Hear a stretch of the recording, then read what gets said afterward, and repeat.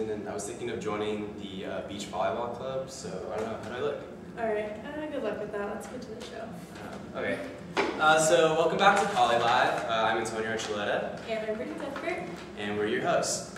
So it's been a few weeks since our last episode. So Brittany, how was your 4th of July? It was great. I went to the beach. One of my friends came to visit, Carrie from Santa Barbara, and we just hung out all weekend. It was kind of cloudy when I got to the beach, unfortunately, but we still had a good time and came back to watch some fireworks. Yeah, what about you? That's cool. I saw you at the beach, actually, Yeah, right? that's true. Yeah, she doesn't remember, obviously. But afterwards, I had a barbecue with my roommates. That was really cool because we were really tired of being at the beach for a really long time. Then afterwards, I went up to Cuesta Ridge, which is this little mountain you can drive up to with my friend Alexa, and we got to watch some fireworks. So it was pretty cool. I hope all you guys had a great 4th of July as well. Yeah, it was fun. Yeah. Alright, so once again, we're filming from the Dexter Art Gallery. It's really nice of them to let us use it. And we have some nice artwork behind us, once again, from the student. It's called, I don't know what it's called, but it's of an apocalypse looking thing, but it's a really cool picture. It's pretty sweet. Yeah, it keeps everything artistic in here every week. So yeah. But before we get started, we just want to remind you guys what Poly Live is exactly. It's a webcast, so what that means is if you're tuning in right now, you're watching us live. And to watch this live, you just go to studentlife.calpoly.edu and you click on the orientation tab, then the Poly Live tab, and there's a link for today's show. And then from there, you just sign into Illuminate, and you can start sending us live questions for our moderators to answer. And later on in the show, we'll take some questions as well. Yeah, and once again, make sure you press the little square icon on the bottom right-hand corner and make our faces bigger, and then turn the volume way up and make sure it's in true color, so you can watch us from there. Yeah, and if you ever miss us filming live, don't worry. After a few days, we'll post our episode up. They'll be archived. I'm sure you guys have already seen our last 2 episodes. And don't forget to send us questions beforehand, before our next episode. You can send them to orientation@calpoly.edu. Okay, well this week our topic is recreation in clubs. And we have Everette Brooks here and also Robert Dickinson with him. And then later on we're going to be talking with Missy Bullock and Robyn Claborn, who are going to talk more about ASI and intramurals. So we're really excited to have them here. And yeah. So the way that the show's going to work, the format is going to be similar to last week. We'll be talking with Everett, Robert, and Megan first, and we'll go through the guest portion where Bernie and I will ask some questions and they'll introduce themselves, and then after that we'll go into the Q&A portion where we'll take questions from you guys. And then after we're done with that, Missy and Robyn will come in, and it'll be the same format like that, and then we'll wrap things up. Okay, awesome. Well, and also don't forget, if you don't get anything answered, you can always email us at orientation@calpoly.edu, and we'll make sure the right people answer that for you. So, okay, we're going to start off talking to Everett and Robert. Why don't you tell us a little bit about yourself? Okay, yeah, my name is Everette Brooks, and I work in Student Life and Leadership, specifically in clubs and organizations, and that includes sport clubs. And I've been doing this since 2005. Really great program. Love everyone to participate, and we do have a space for anyone that would like to participate. And my name's Robert, and I also work in the Student Life and Leadership office. I've been there for almost 3 years now, but just last year I started working with clubs and organizations, and I handle all travel paperwork that sport clubs and regular clubs have to file in order to travel somewhere else. Well, before we get going, Everett, we met before the show with Eric. He was one of the hosts last year, and he told us that if he was able to stump you with a question, that you would owe him lunch. So we wanted to call you out. Okay, that's correct. So does that offer still stand? Of course. Good. So when we get to the Q&A portion, you guys watching out there, help us stump Everett, and we'll split lunch with you, we promise. Yeah, so just think of the hardest questions you can. Okay, so why don't we ask you what the difference is between sport clubs and other types? Well, specifically, the sport club, it's really a program because they operate within the club's organization portfolio. However, sport clubs specifically travel and compete against other schools. And when they do this, They have a national governing body and also leagues that they participate in. And at the culmination of a year, they will compete for a national championship.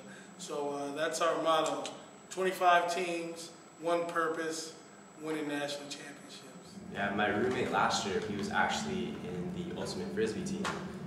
Yeah, he was traveling all around different places, and it seemed pretty fun. I actually went to one of their practices, and it's pretty tough.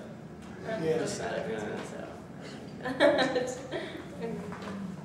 So let's see. Do sports clubs conduct tryouts and stuff like that? Well, yeah, they do. Historically, club sport program, they generally have the set team membership, but also each year new members are added, and if they don't participate immediately, they do have opportunity to play with the team and do some event management and also get into fundraising. But really, this is the time for them to get to know the program and get to learn the teams, and if they're competitive enough, they can participate immediately. Great. Do either of you have anything to tell us about intramurals specifically? Yeah, the intramural program is a little bit separate from club sports. However, we are integrated because we work closely with the Associated Students Incorporated, and they'll be up later. But those leagues that they have and they participate in do mirror some of the stuff that we do, and it assists the whole campus in knowing what opportunities are available, just in case they're not able to make the Division I program. Cool. So what are some of the different clubs that are out there?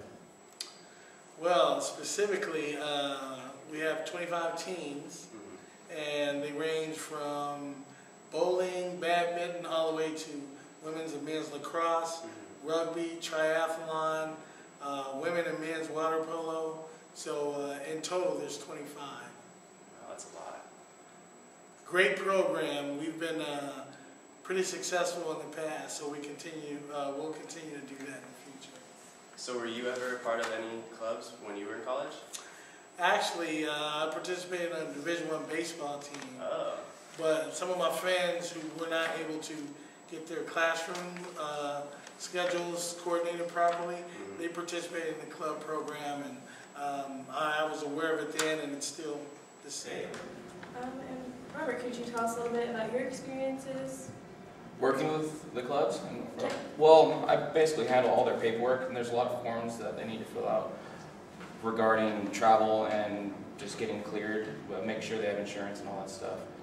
So it's pretty big workload, but I'm not a member of a club. However, there are people in the office that I work with that are in clubs, and they seem like they have a lot of fun, especially the field hockey team. They just won nationals this last year again, so they have a blast.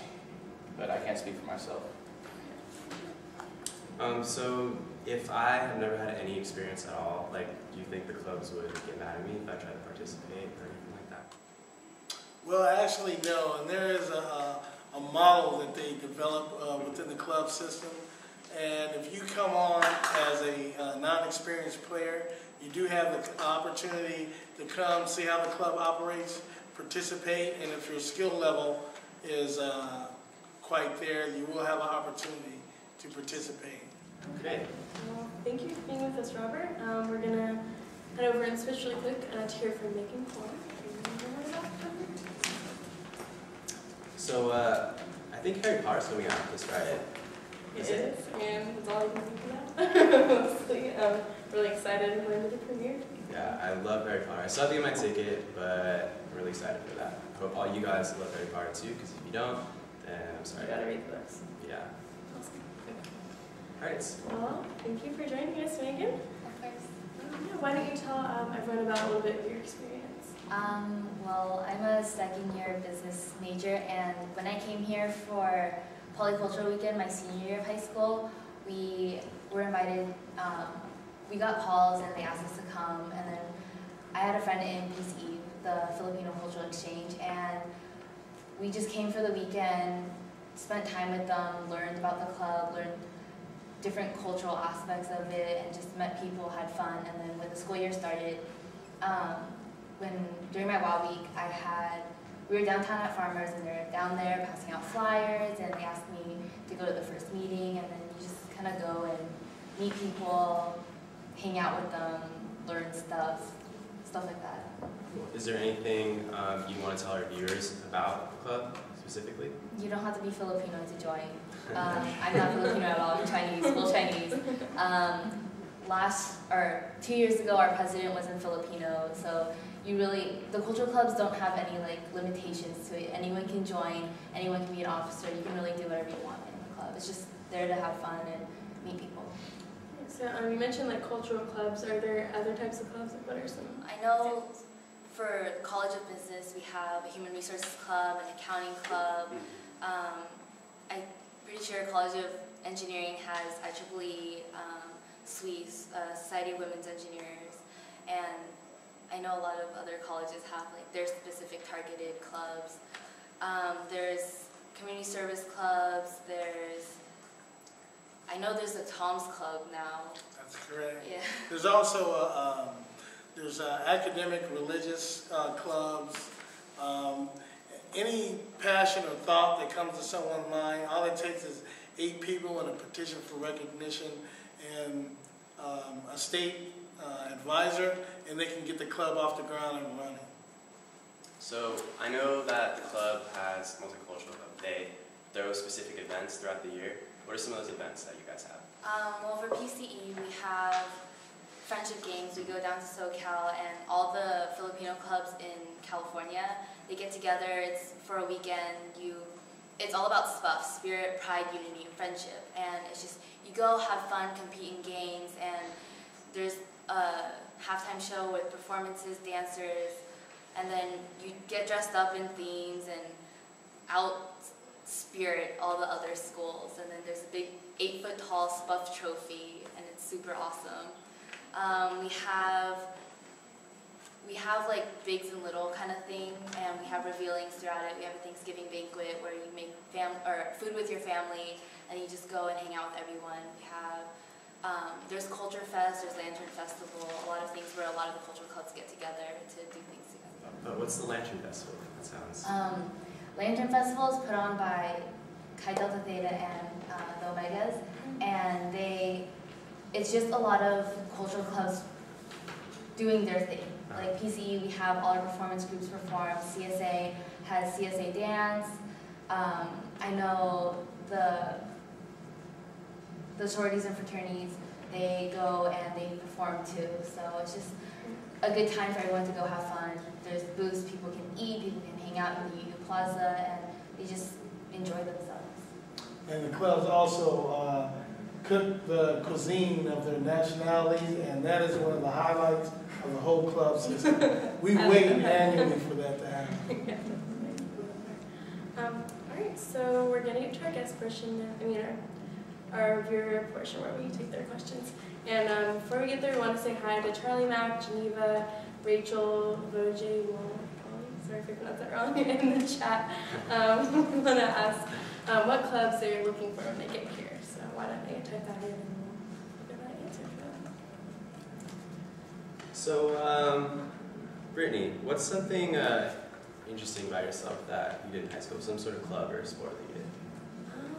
I did a lot of orientation type clubs. I did something called Crew and Unity Day, which is kind of like our week of welcome here, where we get the new students comfortable with everything. And also I did a community service club, which was really fun. Key club. I think a lot of people did that in high school. Heard of it. I remember that. I was in, one club I was in that I was really interested in was the Honor Society, and basically we were the ambassadors for our high school, and we went around and did a lot of events and things like that. But yeah, so do we have questions yet from our viewers? Okay, Great. Yeah, I also had a question though really quick about Culture Fest.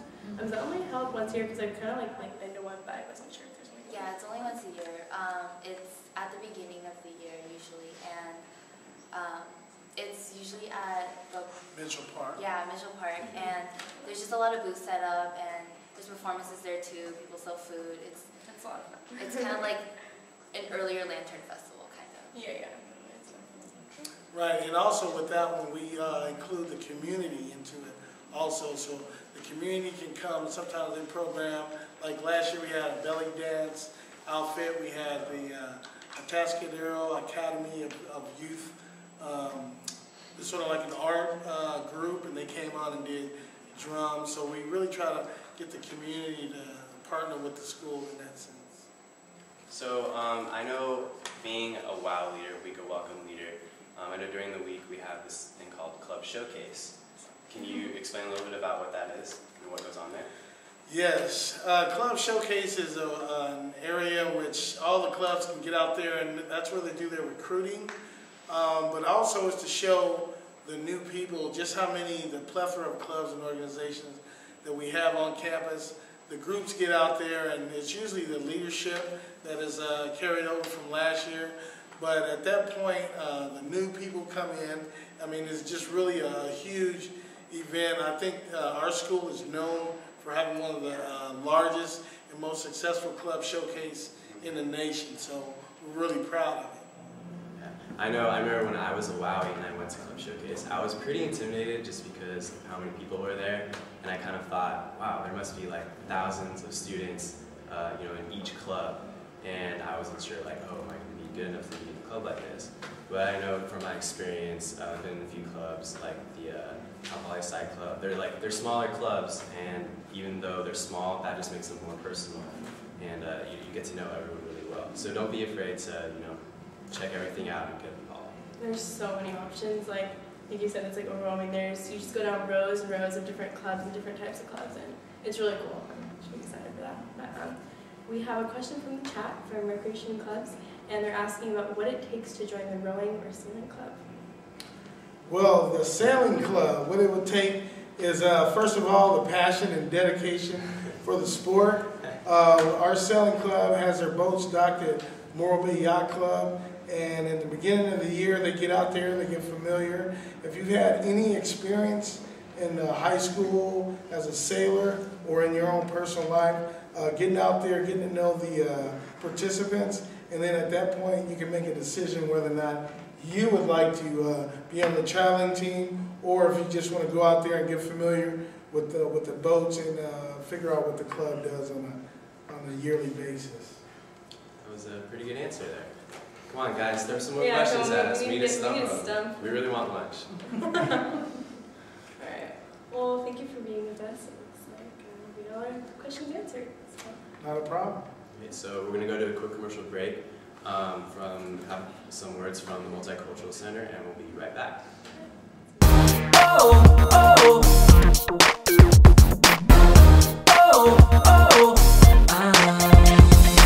Every day is the right day. It's easy to understand. The Multicultural Center is one of 4 of the diverse centers in student life and leadership. We offer 9 different cultural programs and column series for 4 cultural heritage series. We have another type of groove, Culture Fest. We have diversity clubs, organizations, resource, DCOR for short. And we have polycultural weekend. We have cross-cultural meetings. Basically, we serve as like a home away for students of color, but we're also open to any student as well from Cal Poly. The Multicultural Center caters to all students. We find that one of the things that students don't necessarily see here is diversity on campus. So we want to make sure that students get a taste of all different particular ethnicities on our campus, as well as religious diversity and other cultural diversities as they relate to our students. Students can get involved in multiple ways. For example, they can attend our events, they can stop by the center just to hang out. They could also become a diversity advocate, which is what we call our student assistants. And we're actually about to begin the process for recruiting for next year's staff as well. But basically the biggest way students can get involved is to just come to our events and hang out. Stop by anytime.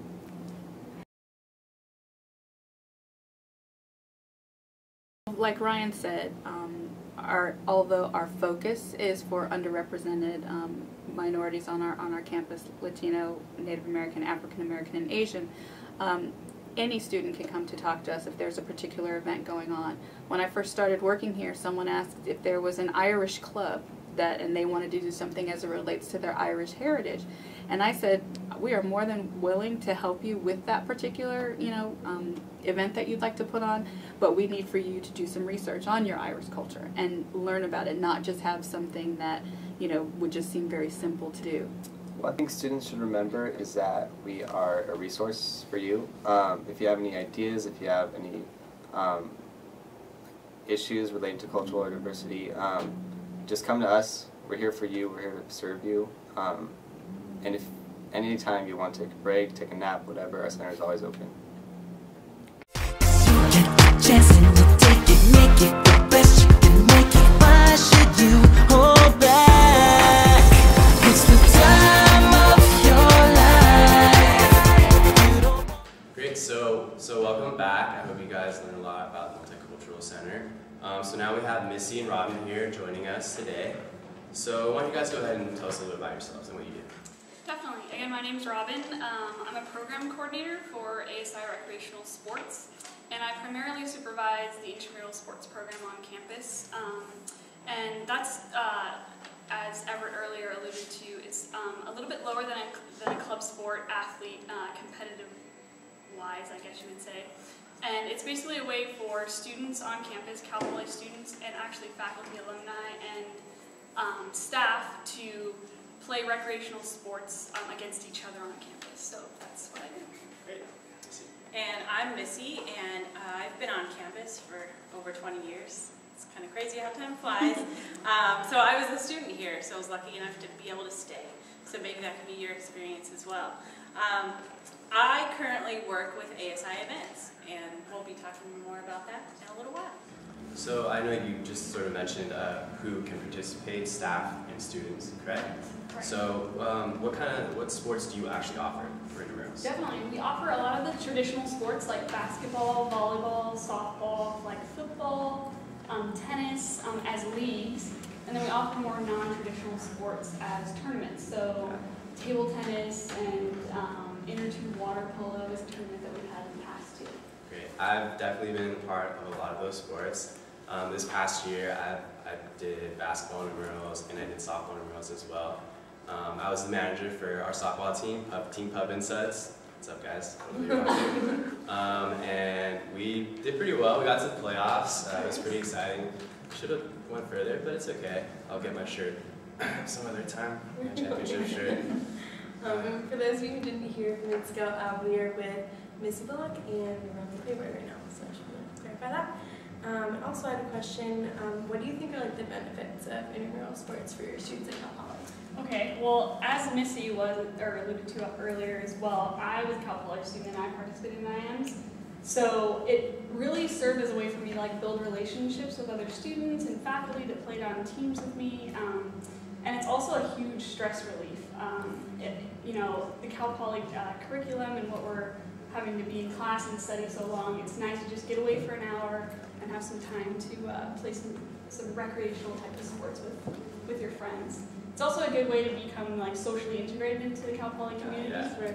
So it's just an all-around good way to get that co-curricular experience outside of the classroom. Yeah, especially for incoming freshmen. I know in the dorms they have group events like intramurals, like they'll have days where you have like a dodgeball tournament or something like that. Definitely. Yeah, I remember I took part in that and I met a lot of people just by doing that one single like dodgeball day. So that was really great. So how, like besides that, how else can students get involved with intramurals? Well, as a first-year college student, the best way to get involved is, I would say, through our free agent process. And that's for individual people who don't really have a full team formulated, but still want to play on a team for a particular sport. So the way that you do that is you do a pre-registration online, and the thing with intramural sports is that since we're with a quarter system, it's a 10-week quarter, so we have to get things started really quickly. So registration for intramurals actually starts the first Thursday of every quarter. So the first Thursday of fall quarter, registration will happen. So you can register for a free agent team for whatever day and time that you're available. And then after that, you come to a meeting the next week, and you basically meet all the other teammates that signed up for that same team and that plays the same day, and your team is formulated there. So that's the best way for an individual to get involved with any intramural sport that we offer. I know, like, when I was a freshman, my first year trying to do intramural sports, you know, there's different divisions and things like that. And I know this past year, like, it was my first time doing basketball intramurals, and I may have been over my head with the division I was in. But can you explain that real quick? Right, for sure. We offer 3 different divisions. Division 1 is extremely competitive, or really competitive. So that's more for your athlete who participated in that sport in high school. So if you're a varsity sport player, so you're more experienced. Then we have Division 2, which is moderately competitive, and that's for maybe students who haven't played very much and students who have played a bit to come together and play together that way. But we also have Division 3, which probably sounds like it would have been a little bit better for you for that basketball team. But that's for people who maybe don't have very much experience playing the sport. If you've never played soccer before in your life, but you want to get out there with your friends or your dorm mates and play a couple of games, Division 3 would be the best place to start, because that's really recreationally competitive. It's where you learn more about what the sport's about. And just because you play there in one quarter doesn't mean you can't move up into a Division 2. You get better, it just takes practice, guys. And we also offer different types of gender leagues. We offer men's leagues and women's leagues, and then we also offer co-rec leagues where both men and women play on the same team. So that's a fun way. That's especially a fun way to get to know other students within Cal Poly. So now I wanted to ask you about the Rec Center expansion project, which I'm really excited about. We're changing the whole Rec Center. And I want to know when that would be completed. That's like a big question on campus. Awesome. Well, it's slated to be completed in winter of 2012. So not this quarter, not fall quarter, but in winter we're slated to open.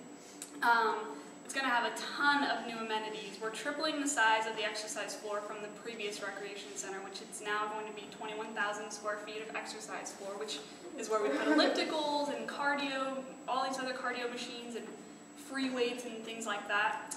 We'll also have 3 exercise rooms, where in the old facility we only had 1. So now we'll be able to offer a lot of different exercise classes like Pilates, yoga, spin, those types of classes.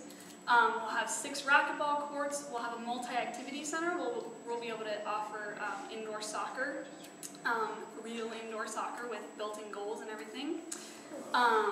We'll have 2 additional like glassed-in basketball courts, and that's in addition to our 4 courts from the old facility.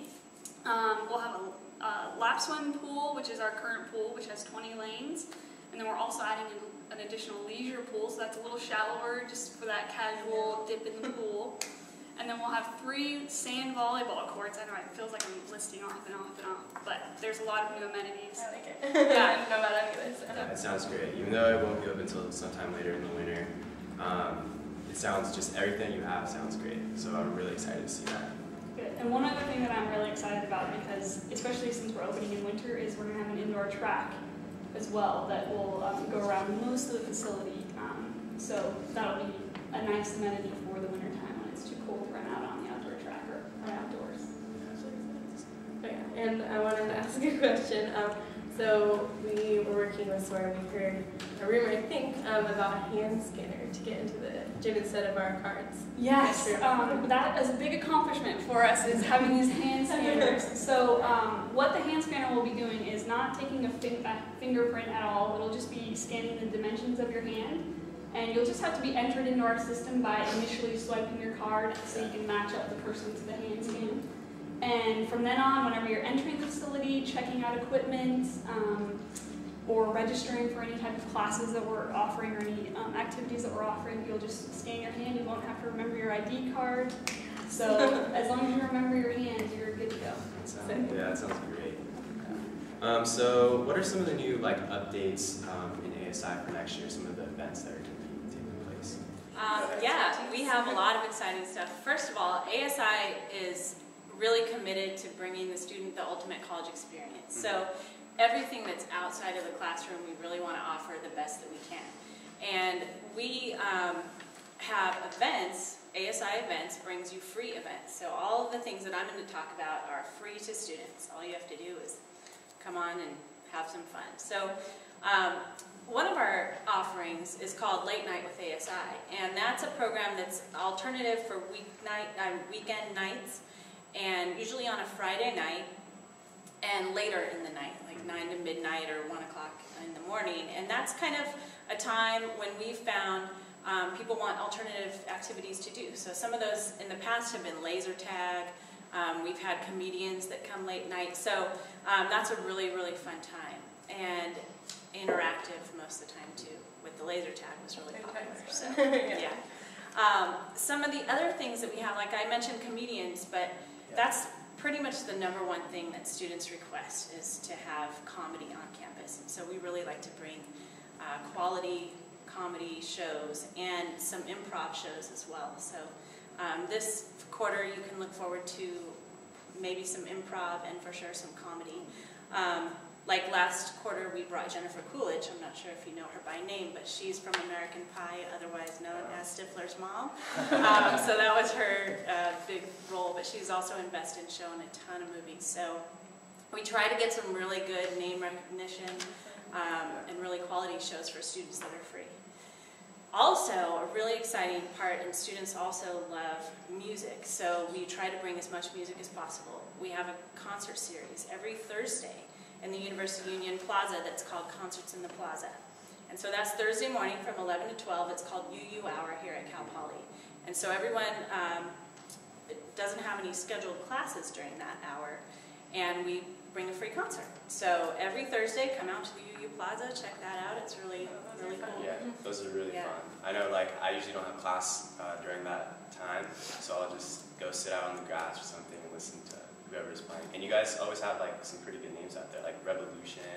Remember that playing? Yeah, there's, like, a lot of diversity, too. There's, like, all different types of artists. There's, like, country artists sometimes and everything. So. Yeah, we try to bring a diverse array of music and genre. And we really like to hear from students. That's the other part about ASI events. We want to bring what you want.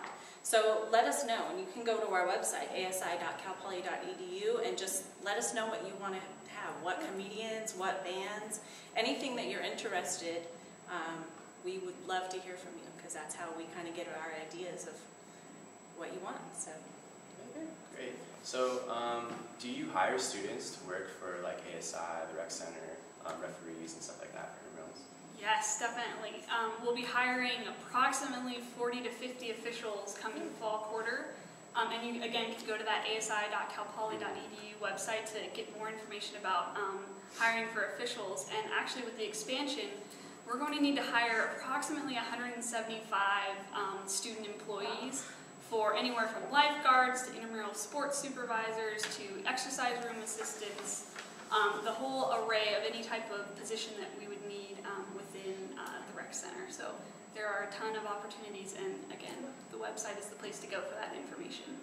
Great. And so there's also opportunities in other areas of ASI. We have a lot of different program areas. We didn't even mention the craft center and Poly Escapes. Poly Escapes is kind of an outdoor adventure program, and the craft center is a place where they have some studios where you can do, you know, anything from skateboard deck building to surfboard shaping to glass work to, you know, pottery. So a lot of different studios there. So you can work at any area in ASI as well. We have over 500, it's going to be almost 700 student employees who work in ASI. So lots of opportunity for some diverse jobs, and really find what you want to do and get a job doing it. So. I know a lot of people that already work for ASI, like they love it because it's, you get to like move around different areas.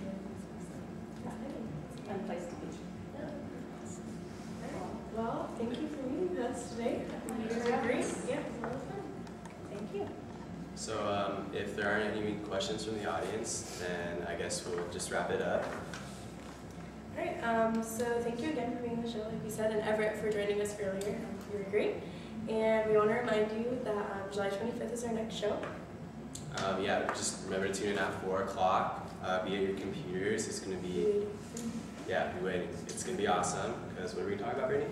We are talking about SOAR. We're preparing for SOAR, actually. So we're going to talk about what's going on there and what you should bring, what you should be excited for, because we're really excited about it. about Yeah, it. it's going to be great. Yes. Yeah, so before we say our goodbyes, Brittany, what's some advice you have from your student perspective? My advice would probably be to get involved early, because I didn't really do that. I got involved a little bit later here at Cal Poly, and I found so many great things.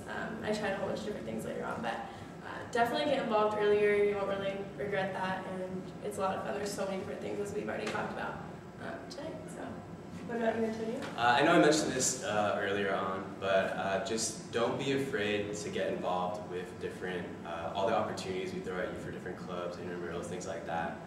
Because the biggest thing you're going to regret isn't, you know, whether you tried something and you feel that it's that you didn't make the effort to go through with it. So just a reminder, it's not too late to sign up for SOAR. Reservations close July 26th. So, you know, check out the website, the SOAR website. There's information there for you guys. Yeah, and don't forget, if you didn't get anything answered, you can always email us at orientation@calpoly.edu. Once again, and we'll make sure to answer those for you. So, thanks for tuning in today. And with that, I'm Brittany. I'm Antonio. And thanks for watching Poly Live.